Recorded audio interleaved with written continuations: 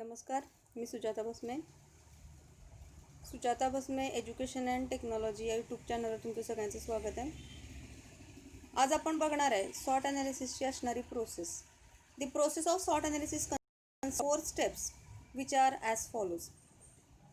Sort ॲनालिसिसमध्ये एकूण 4 steps येतात. त्या 4 स्टेप्स आपण इथं बघणार आहे. त्याच्यामध्ये फर्स्ट स्टेप दिले आहे identifying strength. A strength is something a company is good at doing. It is the characteristics that gives the organization an important capability. The strength of an organization may be in the form of an organizational skill or capability, valuable organizational resources, or an important organizational achievements, etc. Last लेक्चरला आपण बघितलेलं होतं की SWOT ॲनालिसिसमध्ये S म्हणजे strength, म्हणजे weaknesses, O म्हणजे opportunities आणि टी म्हणजे थ्रेड्स.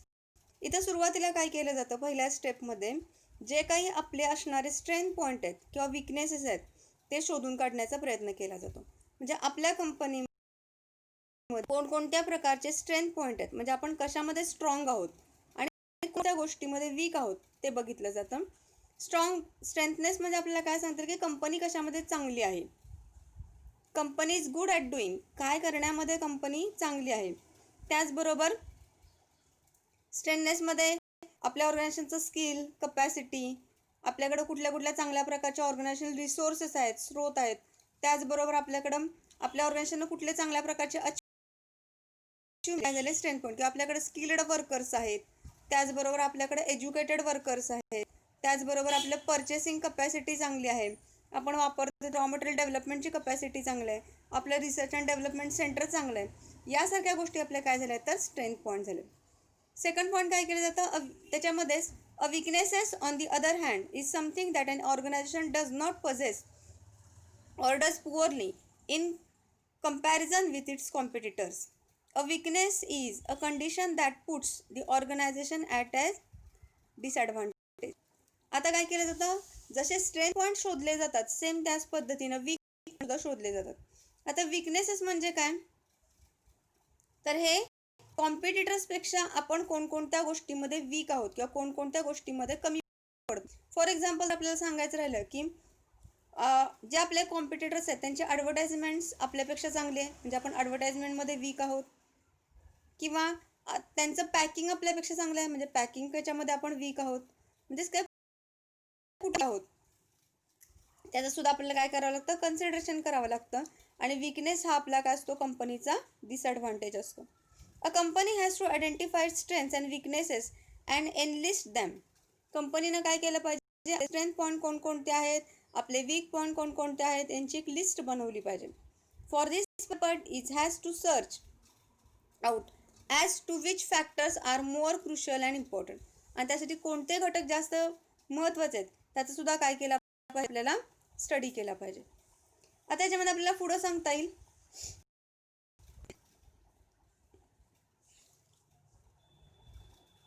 कोणत्याचे घटक विचारात घेतले पाहिजेत. इन डिटर्माइनिंग परफॉर्मन्स, आपला परफॉर्मन्स कसा आहे त्यासाठी घटक विचारात घेतले पाहिजेत.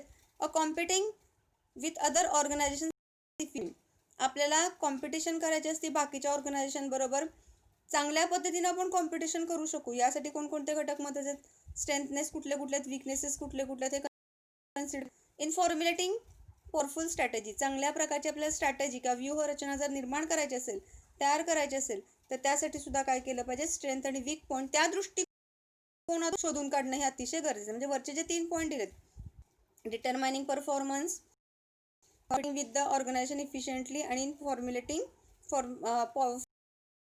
या 3 गोष्टींसाठी काय केलं पाहिजे, त्या 3 गोष्टी विचारात घेऊन स्ट्रेंथ आणि विकनेसचे पॉईंट्स आपल्याला काय करावे लागतील, शोधून काढावे लागतील. सेकंड जो पॉईंट येतो तो developing core competencies is described as any advantage over its competitors because it can do something better than the competitors can.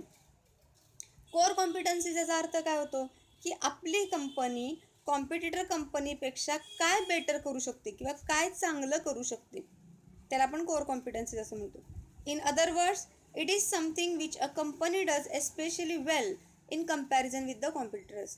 आपली कंपनी आपल्या कॉम्पिटिटर कंपनीपेक्षा काहीतरी वेगळं आणि चांगल्या पद्धतीचं करू शकते, तर त्याला कॉम्पिटन्सीज असं म्हटलं जातं. म्हणजे प्रत्येक कंपनीकडं किंवा आपल्या कंपनीकडं असं काहीतरी वेगळं इतर कंपन्यांपेक्षा, आपल्या कॉम्पिटिटर्सपेक्षा असं काहीतरी वेगळं आहे की ज्यामुळे आपण आपली डेव्हलपमेंट करू शकतो, तर त्याला कोर कॉम्पिटन्सीज असं म्हटलं जातं. It provides the organisation the capabilities to capitalise the opportunities which are existing in the external environment.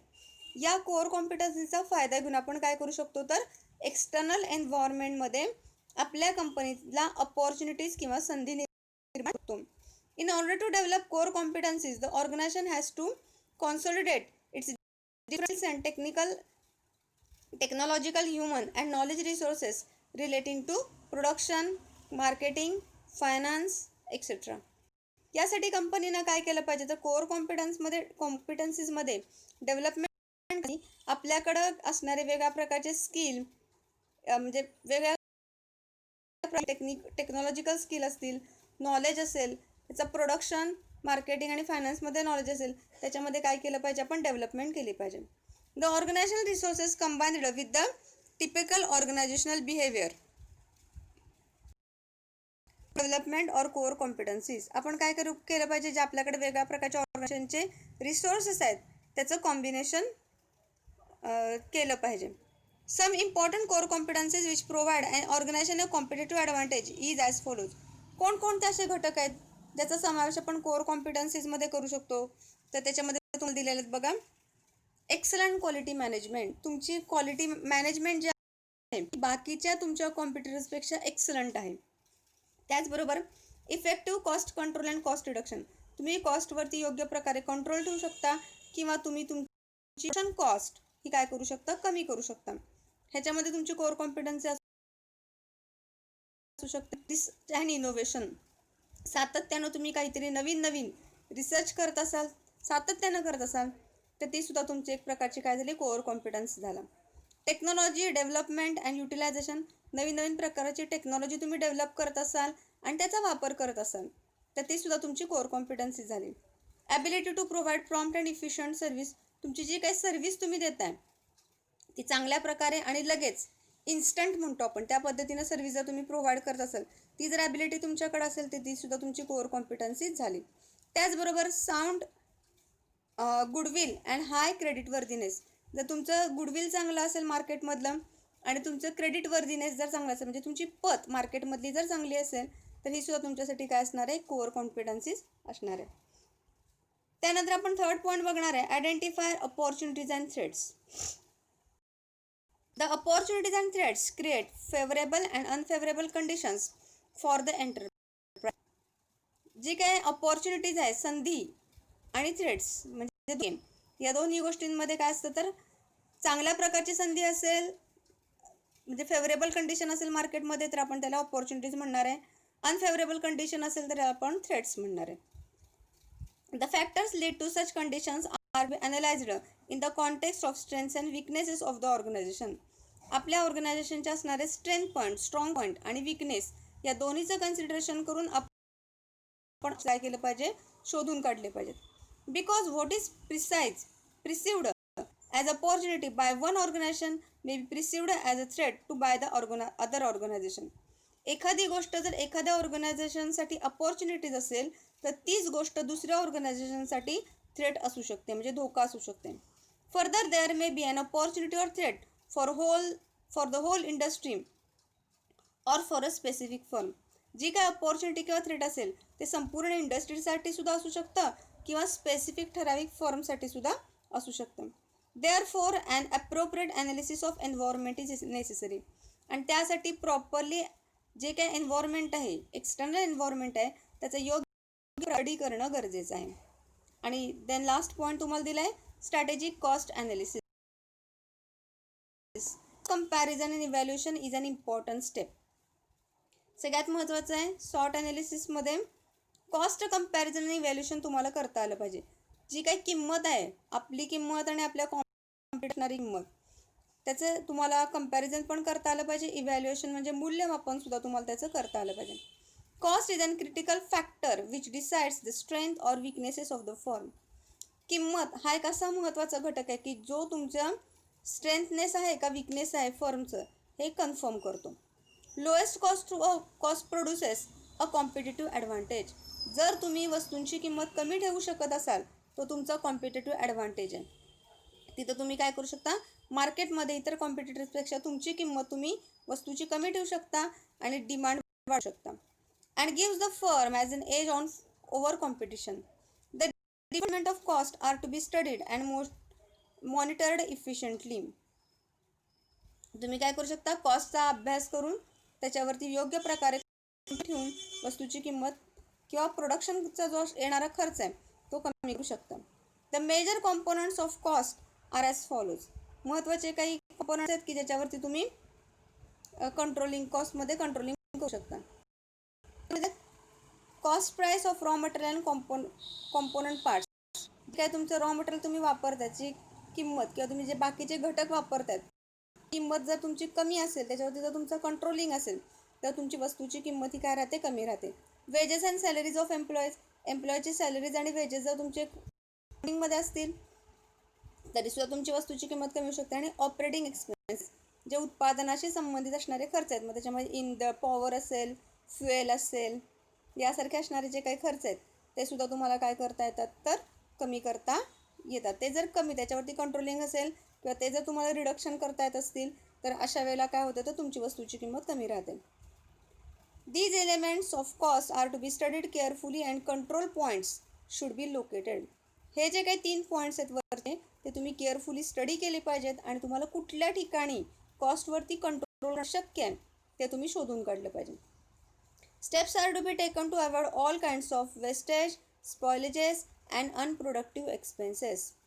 तुम्हाला काय करावं लागेल, तर स्टेप्स योग्य प्रकारच्या